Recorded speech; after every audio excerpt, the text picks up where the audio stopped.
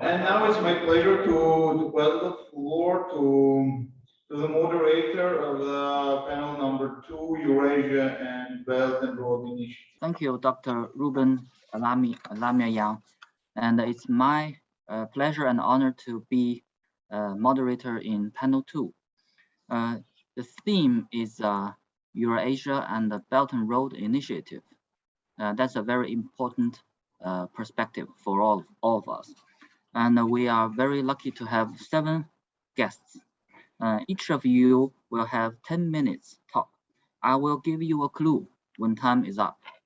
And now let's welcome the first guest speaker, Dr. Christopher Primiano from Kazakhstan KIMEP University and Dr. James Paradise from South Korea Yonsei University. The topic is a parallel order, China's Belt and Road Initiative as a hub and spoke system. Please, the floor is all yours. Okay, thank you, Dr. Zhang. So yeah, so my name is Chris Primiano. Happy to be here. And so today I'll be talking about the paper that James and I are working on, Dr. Zhang. So yeah, so I'm happy to be here, and I'll be talking about the paper that James and I are working on. And we would certainly welcome any feedback that anyone may have. So in terms of the Belt and Road, if we compare it with Asian Infrastructure Investment Bank, we argue that the BRI is the main game in town, and AIB is rather of a sideshow for the Chinese government. If we take a look at the funding that China has allocated for BRI, massive amount of funding compared in terms of the funding for AIB. And so we argue that if we want to see China's intentions, we should be examining the Belt and Road as opposed to AIB. So we argue that Chinese history is significant, and especially in terms of the way the Chinese government and the way Chinese scholars view that, especially with regard to the tributary system, we argue that some of the key tenets of the tributary system are very much demonstrated, manifested with its Belt and Road, such as the emphasis on hierarchy, that China being at the top, of requiring that other countries demonstrate deference toward China, and depicting itself as a benevolent power that's only characterized by doing good in the world. So some of the key aspects that were very salient for the tributary system, we argue, are also manifested with its Belt and Road. The term multilateralism was used before in the previous panel. We argue, and some people argue, that BRI reflects multilateralism. We argue that it does not. We argue that it is a bilateral hub and spoke system. For multilateral system like AIB, as mentioned before, that's a multilateral organization. We argue that with Belt and Road, China specifically did not want a multilateral organization for it because it would hinder itself from acting the way it has been acting. And so, if China was really interested in this multilateral organization, it would just go with AIB to do these kind of projects, but instead has not chosen to do so, again, because of the bilateral hub and spoke nature of the system. And then so if you just take a look at, say, the Belt and Road Forum for International Cooperation, there'll be all these photos on the websites with Xi Jinping meeting with this head of state, with this head of state. And if everyone could just please mute, because I don't know if people are trying to ask, so if you could just mute yourself. So we are, again, bilateral hub and spoke, and then we'll get into this in a little bit, reflecting about why it's not a multilateral system. Now, for this, I mean, we argue that China is just acting the way how great powers act. So with the US-led liberal international order, as Fareed Zakaria, I think someone might have mentioned him before, Fareed Zakaria stating that the liberal international order was neither as liberal nor international, nor as much of an order as is now nostalgically remembered. And so, with the US-led system, we see components of multilateralism, bilateralism, and also unilateralism. And this is what we argue that is manifested in Chinese foreign policy also, all three of these tenets. All right, so why is it a hub and spoke system? So two categories, so both historical factors and contemporary factors in terms of playing out, in terms of demonstrating this hub and spoke nature. So the importance of history, specifically Chinese history, and how it's remembered. Because the way that, so for example, like, Zheng He's expeditions, the way Chinese governments, Chinese scholars, PRC scholars presenting that, very different from how some other scholars or other heads of or other governments present Zheng He's expeditions. So in terms of Chinese history, and also how, as mentioned before, about how Chinese history is presented or remembered, very significant in terms of presenting itself in this benevolent way, in contrast to, say, like, European colonialism or European imperialism, that China was fundamentally different. And arguing that BRI is this natural continuation of Chinese history. And so, like, as I mentioned before about Zheng He's expeditions, so Silk Road, China's tributary system, and the Tianshui system have all received reference in terms of regarding the Belt and Road.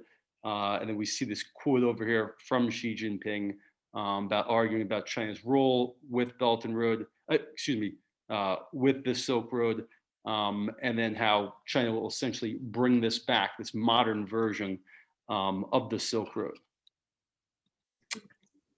So, as mentioned before, the emphasis on what we argue is this emphasis on hierarchy with the Chinese government at the top, which was clearly demonstrated during the tributary system, and then this emphasis on deference toward China, that other countries need to know their place and accept China's position. Before, we heard Emilian Kowalski, my former colleague and friend at Nottingham Ningbo, talking about red lines that the Chinese government not wanting other states to cross, and those being like ethnic minority issues.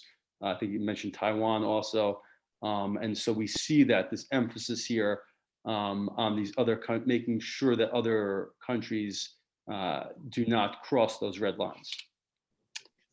And so, so regarding is this a system that's inclusive, open to all? That's again that these countries need to accept China's preferences, and then so long as they accept China's preferences in terms of no criticism regarding the core interests or the red lines, then it is indeed a system open to all. But if countries are willing to cross or not adhere to China's preferences, then we see the limitations.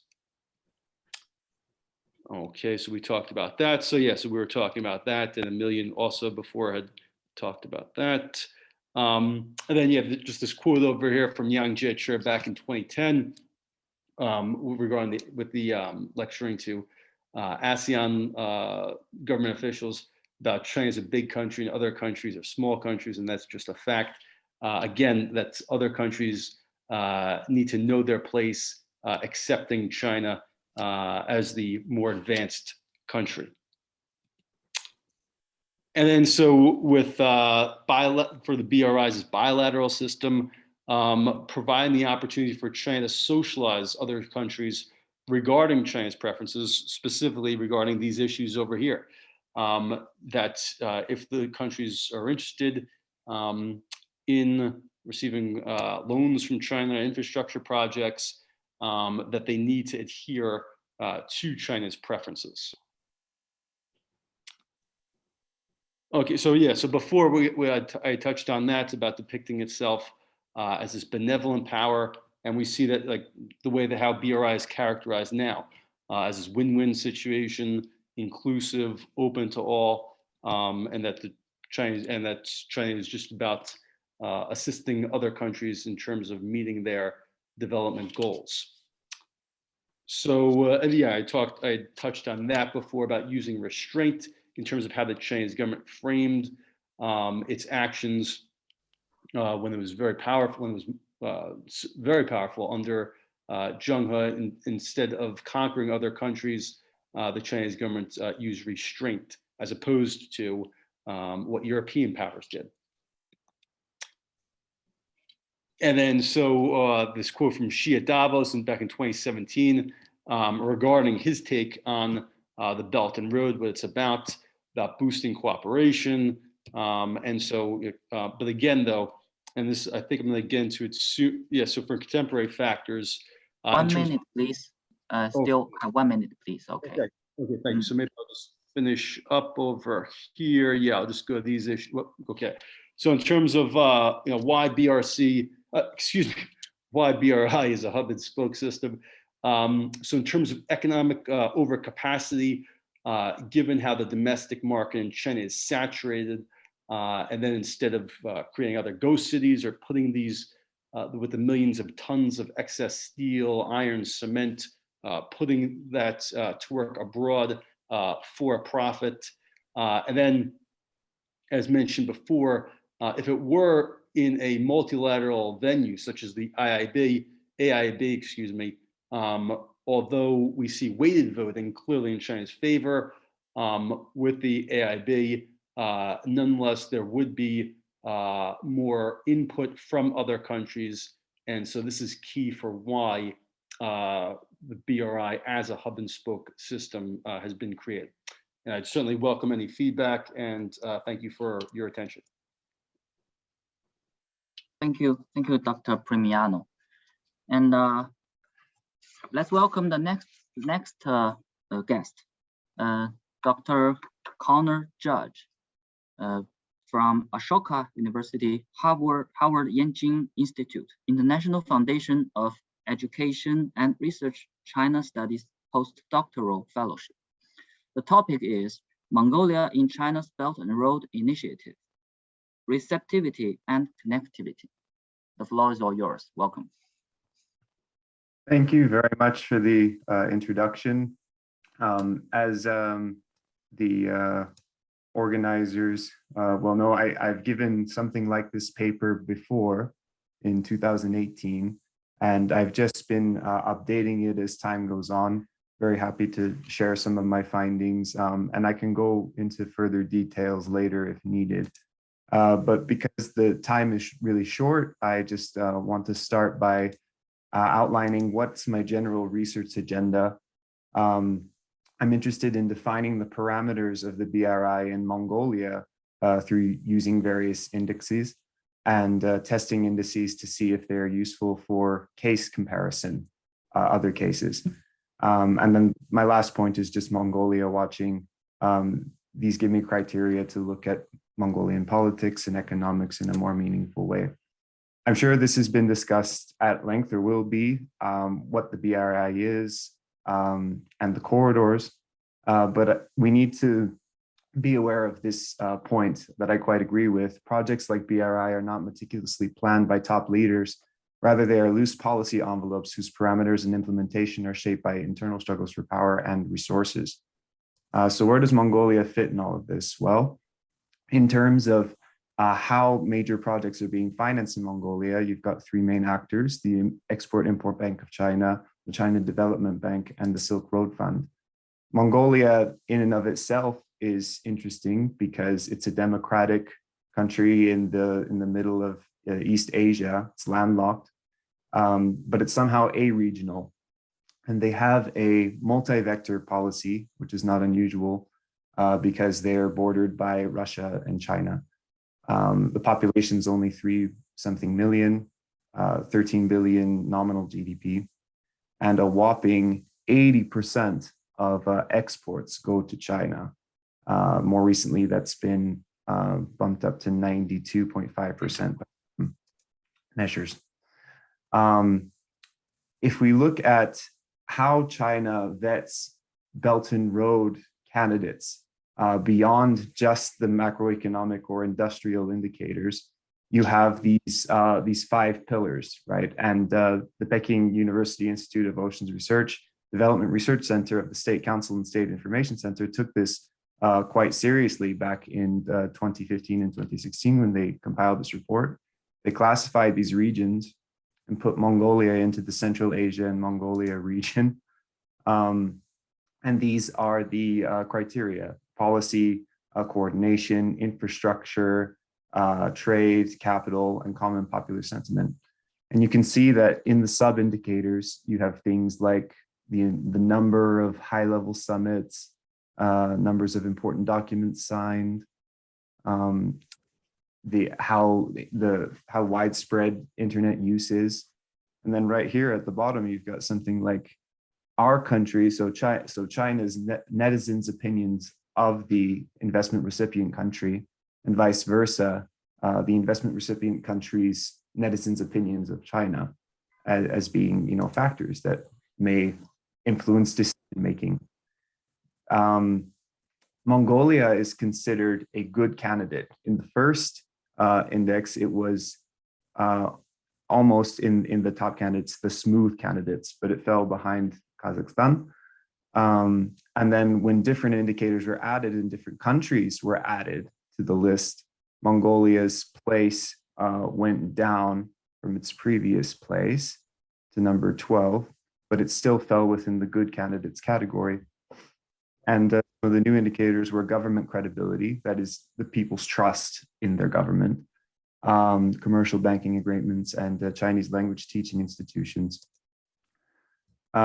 This is a translation in English of the Policy Coordination Index. You can see Mongolia is still ranked number 10, quite high.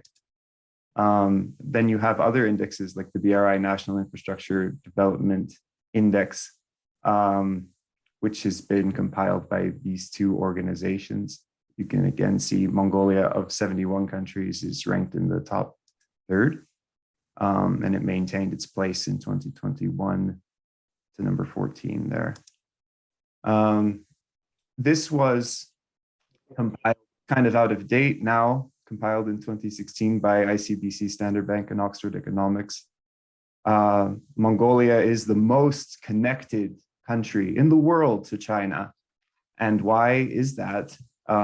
Because we can see in this trade connectivity criteria, commodity exports to China made up 32.4% of GDP, which is huge. No other country, except for maybe Turkmenistan, can rival that.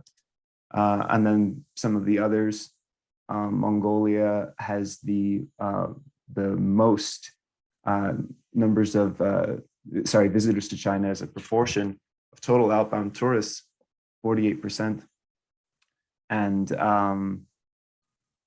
total portfolio investment from China making up 7% of GDP. So the most connected country to China, but is it the most receptive to Belt and Road investment? Chen Xiaofeng of Peking University actually took all of these Southeast Asian countries along the Maritime Silk Road Initiative and assigned them values based on these criteria, which have more to do with indications of gesture and indications of action. So kind of merging politics and economics. And I thought it was a good idea to run the same criteria for Mongolia. Way too many details to go into. But yes, Mongolia has voiced support for the Belt and Road Initiative and also the China-Mongolia-Russia Economic Corridor, which runs primarily along the center of the country from Ulan-Ude, and it's about exporting mineral resources out of the port of Tianjin, and more ideally about resources going the other way, overland Russia and to Europe. The Belt and Road Forum, which has been mentioned, has been held twice in real and once virtually. And Mongolia sent its prime minister the first time, president the second time, and was in attendance the third time. A joint declaration in place of a joint declaration, we have the comprehensive strategic partnership being signed in 2014, and many documents to the effect of advancing the corridor. Has a domestic development initiative been linked to the BRI? The answer is a definite yes. Mongolia's kind of dream of having this prairie road would have cost 50 billion, but a lot of the sub-projects have been subsumed by the BRI. This is the timeline. Has the SEZ or industrial park been set up in Mongolia? The answer was under construction now, a definite yes. The Zaman-Ud FTZ has been opened in August 2021, just quite recently. In terms of what projects are under construction, and this is one of the bigger indicators, we need to ask, what is a BRI project? What is a corridor project? What is a major project? And what does under construction really mean? And there are various ways of looking at this. One is, what is Mongolia willing to do? The current president now, Hulusuk, in 2018, said that Mongolia has a willingness to implement 3 of the 32 projects, this railway project and the Asian Highways project and the grid project. And the grid project is kind of the least tangible of those. The other 2 are under construction. This Tavon-Tugoi Gashun-Sakhet railway has also been considered a Belt and Road project just by virtue of it really connecting Mongolia to China as a means of coal exports from this massive TT mine. The railway encountered many delays for years, and now finally it's going to be commissioned supposedly in July. I realize I don't have much time left. Also, this Zumbayan railway is almost completed, and coal pre-sales are going to the China Development Bank. It'll be commissioned in June 2022. 1 minute, please. Okay. The Egingol hydro dam was canceled, so that's a mark against the soft loan. So, kind of just going through all of the various projects that that Mongolia has. Mongolia has also signed the Financing Guidance Principle, AIB founding member, and this is kind of the core of my presentation, is going into how to rank inward foreign direct investment, and you get a final score for China of 3. I can go into more detail. Long story short, if you take all of these indicators, Mongolia ranks right at the top with a score of 22, which is on par with Laos and Malaysia and the MSRI, which are widely considered very connected and receptive countries to Chinese investment and Belt and Road investment in particular. Lastly, I call for a reformulation of these indexes through these various ways. I think a BRI index should merge both investment candidacy, local willingness, and an interest of the recipient country, whilst discounting severe macroeconomic distortions like we saw with the connectivity index. Mongolia is vulnerable, but I think it's an interesting case, and it's an outlying case that can help us think about how we can compare other countries. So thank you very much. Thank you, Dr. Judge. Really appreciate Dr. Primiano and Dr. Judge. Really spread our eyesight. And I was very inspired because I have been to Zaman-Ud a few years ago and really witnessed so many potentials about the local development. So it's very, very good research sharing for us. Thank you. And then the next guest speaker is Dr. Shabnam Dadparvar, who is from Tianshui Normal University in China. Her topic will be China-Azerbaijan relations within the framework of BRI, opportunities and constraints. The floor is all yours. Good afternoon, everyone. It's my honor to participate in this conference. I should appreciate all colleagues especially Mr. Hakian, if I'm right in pronunciation, for organizing this meeting, this conference for us, because I was doing research on Middle East issues for many years. So I'm actually new here. This is why I was listening to everyone's presentation to learn more about Caucasus region and the relation with China. So I don't want to talk too much or make you tired. I'm just going to explain my recent paper on Azerbaijan and China's relation. I'm going to give you a brief explanation about what I wrote in that paper. You know that 2022 will be the 30th anniversary of relation between Azerbaijan and China. They are going to celebrate the 30th anniversary. So in this article, I explained about the BRI's different aspects in the framework of the historical and contemporary interactions between Azerbaijan and China. And then I clarify some difficulties in the BRI for both. In this paper, I mentioned that since Azerbaijan has invested twice as much in Chinese different sectors as China invests in Azerbaijan, this project could be considered as a win-win situation for both countries. So I'm going to give you my speech in two parts about opportunities and then about the difficulties. The BRI aims to promote the connectivity of different continents and strengthen partnerships among the countries by increasing market potential, promoting investment and consumption, creating job opportunities, enhancing people and cultural exchange. And also, under this project, integration between different countries can be achieved by focusing on connectivity of infrastructure, free trade, financial integration, and coordination in policymaking, as well as expansion of public exchanges, especially in the form of tourism industry. About the Azerbaijan, we know that Azerbaijan is a country located at the crossroads of the main trade routes between East and West. It is the shortest gateway for energy exports.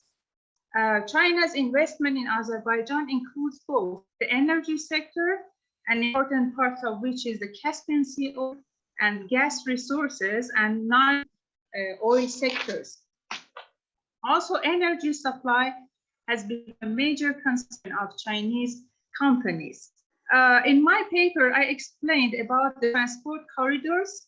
According to the plan of the BRI, most of its routes, referred to as the Silk Road Economic Belt, pass through Central Asia and Russia, or are somehow dependent on Central Asia and Caucasus region. So also the people-to-people exchanges between Azerbaijan and China, the bilateral cultural exchanges, participating in resolving different crises like COVID-19 we had recently, and also about the tourism. And then about the challenges facing BRI in Azerbaijan, I'm going to give you an explanation. Azerbaijan has recently made a lot of progress in promoting its infrastructure, such as railways, roads, and ports. However, some physical and non-physical problems have remained, including logistic issues, institutional settings, and regulatory affairs. There is a lack of modern logistics infrastructure that would facilitate the seamless freight movement across the borders in the region. Also, there is a lack of container-focused infrastructure, which needs Azerbaijan to invest more in the dedicated container terminals, ferries, and other related infrastructure that would enable seamless container operations through different transportation methods. The non-physical barriers are related to logistic services and the institutional environment surrounding the Trans-Caucasus Transit Corridor. With costs, it is necessary to coordinate transportation tariffs among corridor countries and make them transparent. In this regard, private entities beyond national borders play key roles, And in Azerbaijan, unfortunately, the private sector, they are not very active. Moreover, the tariff structure should be modernized and reoriented to the client-driven approach that reflects commercial reality and consumer willingness to pay. Moreover, it's necessary to separate infrastructure, operational, and management costs, as well as to reduce the cost for international capacity transit. This was just a brief about what I put in the paper. The details I'm not going to explain for you. But the challenges facing China's foreign policy in Azerbaijan should be analyzed within the framework of the Caucasus region. I mean, the great powers rivals. One of the participants was presenting, speaking about the good relation between China and Russia against the United States. I have another idea about Russia and China. Well, what refers China about, it's about the security of the region, of the Caucasus region. We have, we have many problems there. One of them is the problem between Armenia and Azerbaijan, because it has influence on the investment. And about Russia, in my opinion, Russia is one of the regional participants in the South Caucasus that suspects the Belt and Road Initiative. One of the main reasons is that mainly because Russia is worried about China's extensive influence in areas that Russia considers vital to its security. China's greater involvement in the region could help strengthen the countries against Russia by providing them with a strategic solution to diversify their relations with major international countries. After the withdrawal of the US from Afghanistan, now United States, I'm talking about other player is United States. After the withdrawal of the US troops from Afghanistan, it appears that United States' inclination now has changed. However, the rivalry with China makes the US seek to compete in any area under Chinese influence. This is my paper. And in conclusion, I wrote that this plan, I mean, the project is a win-win situation for the whole Caucasus region. As for China, Azerbaijan offers the shortest way, as I told you before, from China to Europe, and it's at the crossroads of the main trade routes between East and West, and plays a significant role in the process of transferring energy to Europe by transporting corridors, especially the BTK railway. Also, Azerbaijan has close relation with Turkey, which is of the interest to China could boost the BRI. On the other hand, China's increased demand for energy, particularly hydrocarbons, and the abundance of energy resources in Azerbaijan has encouraged Beijing to adapt their relations with Baku. The two countries have signed several investment agreements, including the energy sector, port and road construction, telecommunications, and electricity. This project, in my opinion, could potentially increase Azerbaijan's foreign investments, trade, and as a result, it enhanced revenue as well as GDP of Azerbaijan to 21%. So if the two countries pay attention to some challenges, this project is beneficial not only for the two countries, but for the whole, also for the whole Caucasus. Thank you. Thank you. I think it's than 10 minutes. Yeah, that's a perfect time control. Yeah, that's very perfect. My watch was here. Okay, me too. Yeah, thank you, Dr. Dadparvar. It's a very inspirational research. And thank you very much. Thank you. And next, let's welcome the speaker. Let me see. Okay, Mrs. Shanjida Shabab Uddin is a research officer from the Bangladesh Institute of International and Strategic Studies in Bangladesh. The topic is Bangladesh in the Belt and Road Initiative, Strategic Rationale and Future Implications. The floor is all yours. Okay, thank you very much. So my presentation is about Bangladesh participation in the Chinese mega project, the Belt and Road Initiative. As we all know, BRI said it's appealing development vision over 140 member states, and Bangladesh became one of the member countries of BRI in 2016. Bangladesh is strongly committed to BRI, which is reflected in the joint statement of Bangladesh and China during Chinese President Xi Jinping's visit in 2016, and also in the joint statement of China and Bangladesh during Bangladesh Prime Minister Sheikh Hasina's visit to China in 2019. And the joining of Bangladesh in BRI is the symbol of uplifting the Sino-Bangladesh relationship to a strategic partnership. Though BRI has enormous potential for a developing country like Bangladesh, in China's geopolitical calculations, Bangladesh bears importance too. Therefore, my present study makes an effort to understand the strategic rationale of both China and Bangladesh in regards to BRI. So in the first part, I tried to answer two major questions. First is, what is the underlying strategic logic and objectives of China to include Bangladesh in its mega project BRI? And the second question is, what is the strategic rationale of Bangladesh behind joining BRI?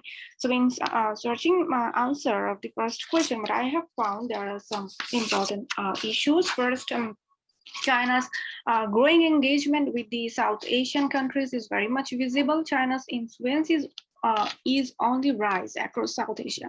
Due to profound changes in its relationship with states in the South Asian region, it has developed a greater variety of interests and more connections than ever. In parallel, it has developed more channels of influence as well as a greater willingness to exercise pressure in its pursuit. In this regard, among like other South Asian countries, Bangladesh, which traditionally prioritized New Delhi, is now increasingly turning to Beijing for mostly meet up its economic goals. Second, from the perspective of geographical position, Bangladesh's unique geographical location holds significance for China's requirement of access to special areas of land and sea in the process of China's ascent to power. In fact, many developing countries become linchpins in this accomplishment of China's foreign policy pursuits. Third, in achieving the dominance of the Indo-Pacific region, China desires to to contain the extra-regional power like USA. At the same time, China tries to bring all the regional states under its thumb. Also, India, another regional power, also wants to influence regional states to counter China's influence. So therefore, securing regional primacy becomes an important issue in this region.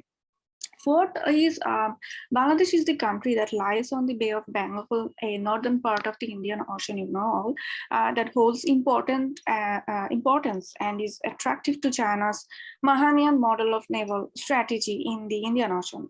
This speculation runs well with China's profound interest to build a deep seaport in the Sonadia Island in Cox's Bazar, as it is speculated that Chinese activity is a way forward towards the accomplishment of its string of pearl strategy in the Indian Ocean. It would be no wonder if Bangladesh, Chittagong and Cox's Bazar are contemplated by Beijing as two more pearls in its string of pearls strategy. Finally, Bangladesh too holds importance in Beijing's pipeline project. To avert China's Malacca dilemma, any port facility in Bangladeshi coast will hold importance to look for alternative energy supply routes bypassing the Strait of Malacca. Now, what are the strategic logics of Bangladesh that are behind joining in BRI. First, as a major development partner, China could provide a huge development assistance to Bangladesh. Therefore, BRI has enormous potential for a developing country like Bangladesh. Over the past decades, China engaged in a series of infrastructural projects in Bangladesh, and through BRI, it is anticipated that it will further supplement the infrastructural development that Bangladesh needs for successfully graduating from UN least developed country list by 2026, securing the higher middle income country status by 2031, achieving the sustainable development goals by 2030, and emerging as a developed country by 2040. Also, BRI could integrate Bangladesh within the global supply chain through providing increasing trade opportunities with China and other BRI member countries. Secondly, there is an India factor in Bangladesh foreign policy. Because Bangladesh is encircled by India on three sides, that creates every potential for India to mold Bangladesh political behavior. And in reality, in many accounts, Bangladesh encounters India's regional supremacy through its asymmetric behavior. Therefore, not surprisingly, India has been at the center of Bangladesh political behavior and has profound influence on dealing important bilateral issues such as dealing with Indian insurgents, transboundary water sharing, and border killing. In this regard, cultivating a relation with China offers a heavy weight in Bangladesh geopolitical calculations, and Bangladesh can play upon the China card to change India's asymmetric behavior. And the third logic is to have China on board to resolve the Rohingya crisis. The Rohingya crisis is currently the worst humanitarian crisis in the world, and UN has also accused Myanmar for committing a textbook example of ethnic cleansing against the Rohingya minority by forcing more than 7 million Rohingyas into Bangladesh in the latest influx in 2017. And now more than 10 million Rohingyas are taking shelter in Bangladesh. And despite worldwide condemnation, Myanmar is doing nothing to repatriate them because it has secured the support of its two giant neighbors, India and China. Therefore, building a strong relationship with China is one of Bangladesh's effort of gearing up the stalled repatriation process. Now, in the later part of my study, I would like to share some of the future implications that are both opportunities and challenges that Bangladesh has to face or experience in future if this mega project will be implemented as it planned. As an emerging economy, Bangladesh needs to, ahead to gain from BRI based on three aspects. First is to explore and proper utilization of the resources. Second is to enhance connectivity through improved infrastructures. And third is to make a balanced position for ensuring security and stability in the South Asia region. First, as an opportunity, I think it will help in improving connectivity among the participating countries. Bangladesh is a party to Bangladesh-China, India-Myanmar economic corridor, though this corridor is stalled now because of Sino-Indian rivalry. But once it gets operational, it will enable Bangladesh to have greater access to powerful and emerging markets due to removing trade barriers and facilitated investment. Since the core area of BRI is to develop infrastructure, Bangladesh might be hopeful to get notable benefits from this mega plan. Energy cooperation is another crucial pillar of BRI. So far, Bangladesh has been able to secure a small portion of Chinese investment in the energy sector, but this scale of investment is expected to increase in the upcoming years. Chinese companies are especially interested in investing in Bangladesh electricity sector. China has also shown interest in Bangladesh nuclear energy sector, and the government is planning to build a second nuclear plant in the country after the completion of the Rupur nuclear power plant. Two Chinese companies have reportedly lobbied to win the deal to construct the proposed power plant. And in the tourism sector, Bangladesh will be largely benefited if BRI gets operationalized. It will also help in increasing the flow of foreign direct investment in Bangladesh, of course. And the development of the stock market, it is also expected that what China came up with an idea of regional stock exchange that was proposed by the Kunming International Logistics and Finance Association and South Asia Federation of Exchanges might also see the light if BRI projects are implemented successfully. Now, what will be the challenges? There are apprehensions, of course, that there will be strategic compulsions and complications popping up out of the BRI. First is the India factor, as India views BRI initiatives as a direct threat to its regional and global interests. New Delhi has sought to counter Chinese influence in South Asia. At the regional level, therefore, New Delhi has offered regional integration schemes such as the Bangladesh, Bhutan, India, Nepal BBIN initiative to counter the BRI. While internationally, it has taken measures to build closer strategic ties with another Asian giant like Japan. 1 minute, please. 1 minute. Yes. So there is the India factor. Another important challenge is the third party conundrum. Bangladesh does not share borders with China, so any connectivity initiative linking China will need a third country, either India or Myanmar. And there is another concern regarding debt trap. The threat of asset seizure is a serious concern for a resource-poor country like Bangladesh, but hopefully Bangladesh doesn't hold this position, because Bangladesh has been prudent in choosing their funders and methods of financing, often choosing traditional multilateral institutions as a partner. So to conclude, what is my observation is that Bangladesh has substantial stake in the BRI, but there are complications and concerns such as the Sino-Indian tension and rivalry situation, and there are concerns regarding debt trap. So what I believe that China has lots of responsibilities in this regard to maintain China's economic and strategic interests. China has to take initiative to resolve bilateral and regional tensions, such as Rohingya issue to make the BRI's land corridor BCMEC operational, and also clarify its position regarding the China-Pakistan economic corridor, in which India has a reservation. Because of this, India is not agreeing with BCMEC. And also, I think China should be clearer about the security agenda of the BRI, so that member countries or non-member countries can get a clear picture about it. Thank you. Thank you. Thank you, Mrs. Uddin.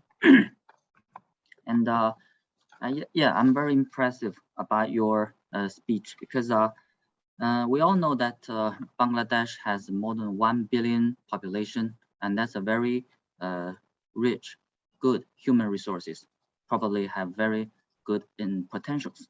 And actually, I have been watching many documentaries about South Asia, including Bangladesh, and I'm very appealed by such unique culture and society. So I do believe that many Chinese people want to visit these cultures, just like I do. And also, the Azerbaijan has a very unique country, and it has a very special history in this region, and it's a very important issue for us to research. Azerbaijan and China's relationship in the BRI, especially its influence to the South Caucasus area. Yeah, thank you. And the next speaker is, let me see, Mr. Dmitry Arakin. He is a research assistant from International Institute for Applied Systems Analysis, also a PhD candidate in Vienna University of Economics and Business in Austria. The floor is all yours, please. Thank you very much. It's great pleasure and great honor to participate in this conference. I would like to talk about the Chinese investments in the Belt and Road Initiative countries. To start with a couple of words of the international organization I'm representing, founded in 1972, celebrating its 50th anniversary next year as a place for scientific dialogue between the East and the West. And it mainly deals with the questions which are too large to be solved by one particular country or one single discipline, for example, climate change. And we have been running a major scale project on the economic cooperation, integration in Eurasia. And so one of the topics are, of course, the foreign direct investments. So here we see the development of Chinese outward foreign direct investments from 2005 to 2019. Back in 1970s, there were almost no investments coming from China to the rest of the world before the start of the open door policy. And interestingly, in 2020, despite the coronavirus crisis and all the subsequent events, China became the largest investor in the world, so for the first time in history. And the same was true for Chinese investments in the Belt and Road Initiative countries. In 2019, they amounted to about 19 billion US dollars. And in 2020, again, despite of these difficulties, China could increase the investments into the Belt and Road Initiative countries up to 22.5 billion US dollars. The top destinations for Chinese investments were Asian countries, one difficulty when analyzing Chinese outward FDI flows is that they mainly go through tax havens, or some of them go back to China after entering, for example, British Virgin Islands, and it makes it to some extent more complicated to analyze the official statistics. And the question one would ask is, what are the drivers for Chinese investments? So why China invests in the Belt and Road Initiative countries? In some countries it invests more, in others it invests less. And so here are the drivers which I find to be significant. So first, these are exports. So it seems that trade and investments are complementary for China. So markets where China exports, to which China exports a lot, are also the markets to which China sends more direct investments. So China knows the markets and invests because then it has lower transaction costs in there. Economic distance plays also an important role. China seems to prefer countries that have similar market structures than it does. So it means that investors know the market, know how to work them, know what to focus on, and again, it reduces transaction costs. The economic growth has a positive impact. Chinese investors prefer countries that are growing fast. So I think the main reason is that they can expect higher rates of return when investing into these countries on the one hand, and on the other hand, it is cheaper to invest into these countries than to take up loans inside these countries and build on some facilities from the local funding. The tax rates have a negative impact, so investors tend to decrease their corporate tax burden. The introduction of the Belt and Road Initiative in itself was also a very significant event, which means that the introduction of the initiative was really successful and it could reach its goal in the area of foreign direct investments and really lead to a significant increase of inflows into the Belt and Road Initiative countries. And the political stability is also very important.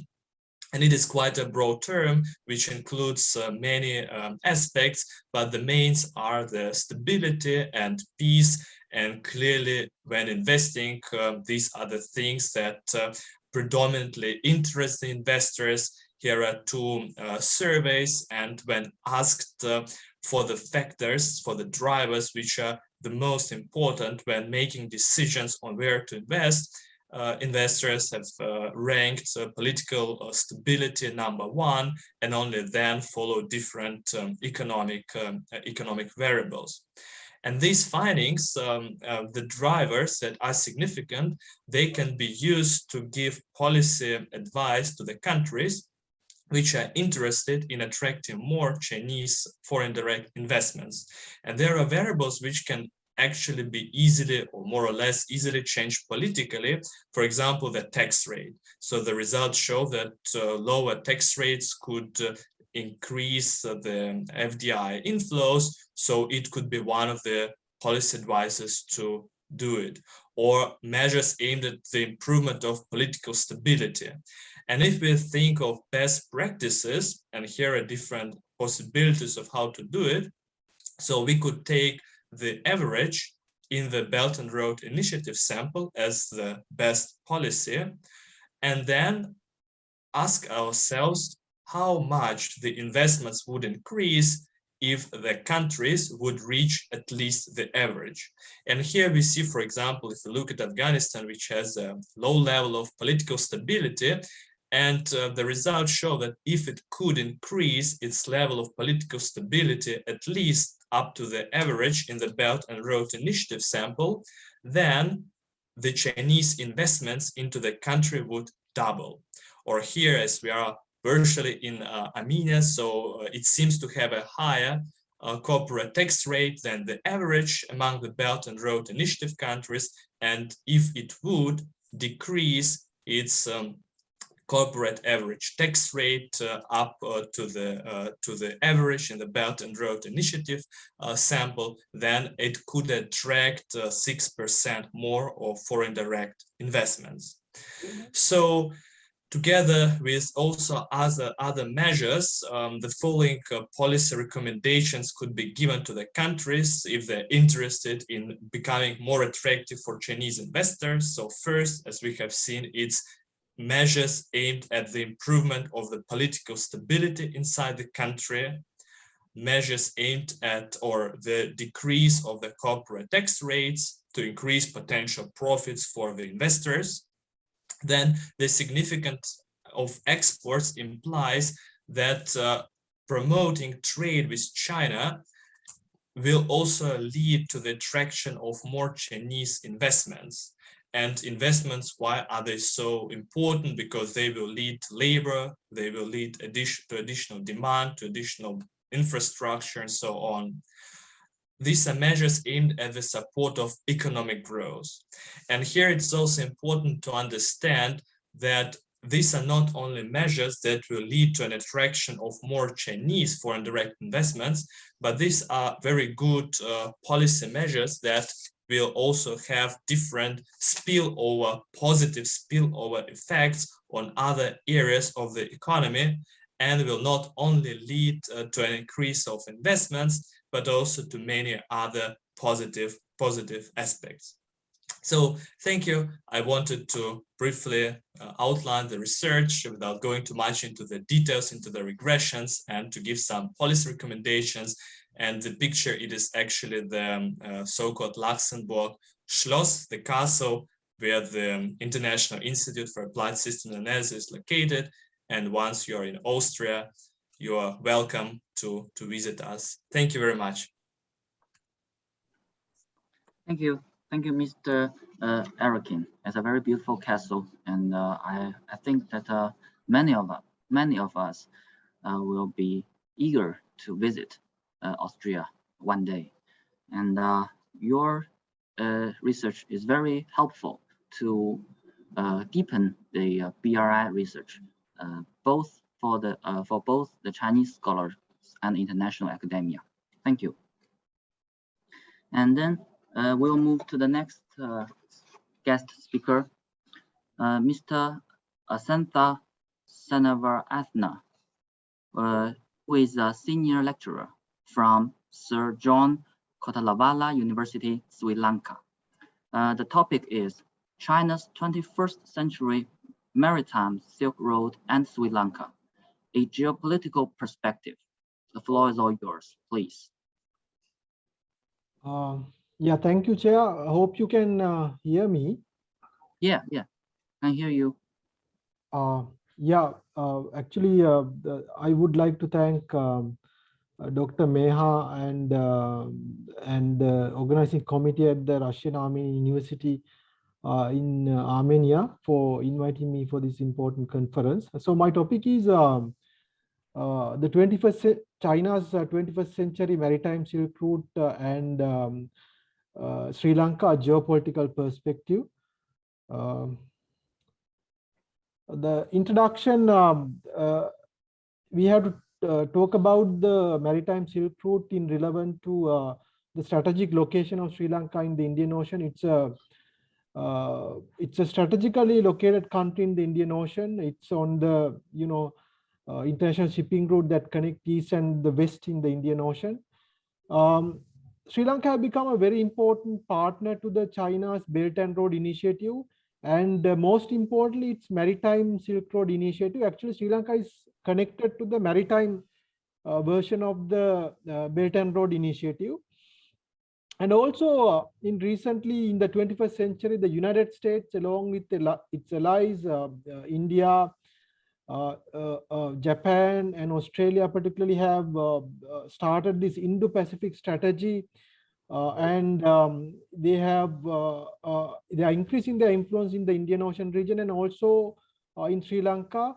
It comes as a countermeasure to the Belt and Road Initiative. So Sri Lanka is faced with the geopolitical implications in balancing the influence of the Belt and Road Initiative and the Indo-Pacific strategy.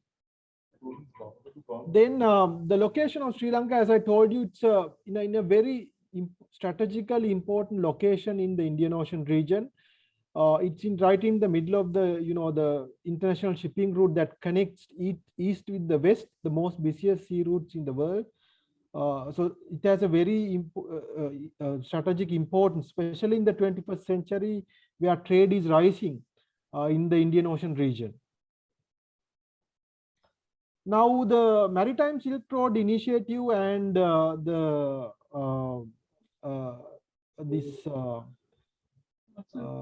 what you call the Belt and Sri Lanka. It's a maritime version of the Belt and Road Initiative. As I told you earlier, the location factor is very important. Under the Maritime Silk Road Initiative, China has collaborated with Sri Lanka in many projects. Among them, the Port of Colombo, the expansion of Port of Colombo is very important. The Hambantota Port project is very important. Then the largest investment in Sri Lanka to date, the Port City project right next to the Colombo port, is being implemented. The communication facilities like the Lotus Tower, the iconic Lotus Tower, have been built with the assistance of the Chinese funds. Then the Sri Lanka's first coal power plant, the highways, the first expressways, and the railways have been built as as part of the Maritime Silk Road Initiative. Sri Lanka, and this is port of Hambantota. It with the Chinese assistance. It got the project started construction from 2005. 2 phases have finished, and Sri Lanka have taken large amount of loans from China to build this port. By 2017, Sri Lanka faced problems on repayments of debt which have occurred related to the building of the port of Hambantota. Then the government at that time sold 70% of the shares to a Chinese company for a 99-year lease. Now this has created concerns in India and also in United States and West. Why Sri Lanka have granted this port to China for a 99-year lease, but anyway, this is a service port. Then in the port of Colombo, which is among the 25 busiest container ports in the world for the time being, and it went through a expansion project from the beginning of 21st century, and new 3 container terminals being built. The first, the southern terminal, was awarded to a Chinese company, which have actually contributed to the growth of the Colombo port. And China is also, under the Maritime Silk Road, have wanted to invest more in the port of Colombo, again, which have created concerns in India and US, especially since most of the transshipment of India goes to the port of Colombo. Then the Port City project, right next to the port of Colombo, is built by a Chinese company. This is the largest ever foreign direct investment received by Sri Lanka, a 1.4 billion investment to reclaim the land from the sea. And also the investments will go till 2040, where more than 20 billion US dollars of investments are going to come to this project. Again, this is right next to the port of Colombo, the terminal that is being operated by China, the southern terminal. For the first time, the president of China, Xi Jinping, visited Sri Lanka in 2014. At the time, now the Prime Minister, then the President Mahinda Rajapaksa was the President of Sri Lanka for the foundation stone laying ceremony for the Port City project. This was the first time the Chinese president have made an official visit to Sri Lanka. It shows the importance of project. And also during President Rajapaksa's time from 2005 to 2014, China-Sri Lanka relations grew at a rapid pace. And the Port City project became a symbol of that collaborations. Many argue that Chinese,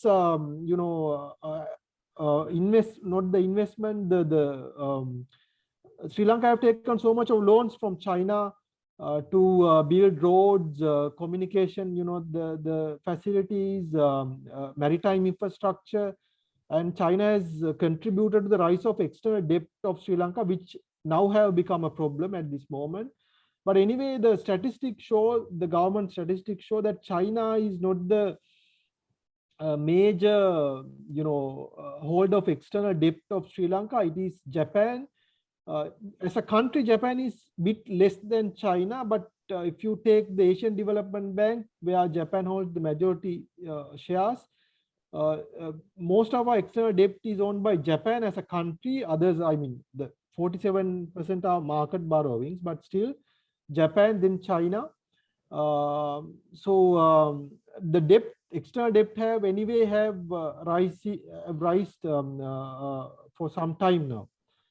From an Indian, the geopolitical challenge for Sri Lanka is that both the United States, India, and collaboratively this Indo-Pacific strategy believes that China's Belt and Road Initiative, especially the Maritime Silk Route and its investment in Sri Lanka, is connected to the String of Pearls strategy, where they think China is engaged in building strategically important infrastructure project in the future that can be used to contain the power, of India and possible United States presence in these regions. And Sri Lanka becoming important partner to the Maritime Silk Road Initiative has raised concerns in the regional power India and the global power United States.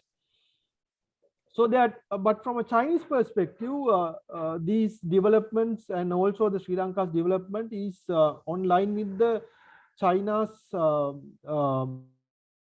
supply chain in the Indian Ocean and in the Pacific. So they have a legitimate right to develop, protect these supply chains, and also to develop economic interaction with the countries along this supply chain route. So Sri Lanka have become a very important partner to the Maritime Silk Road Initiative.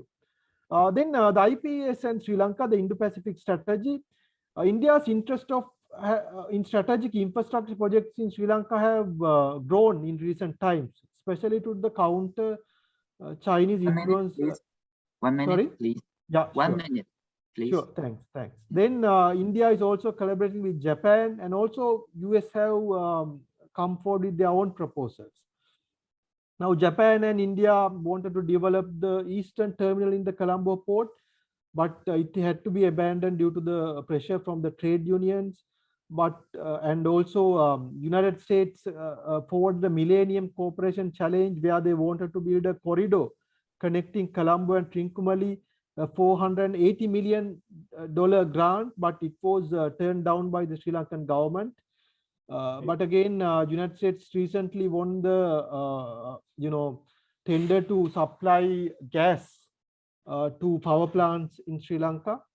Then again, Sri Lanka gave the Western terminal to an Indian company, the richest man in the Asia, Advani. Mr. Advani have come to Sri Lanka and met the Sri Lankan political main policymakers, and they signed the agreement to build the Western terminal now. But again, China also, this is a recent comment, Twitter, this have appeared in the Chinese embassy in Colombo, where Sri Lanka has abandoned a project, the hybrid solar project in a 3-island near to India. And they have given this project to Maldives. This was due to the Indian pressure. The India protested against this project.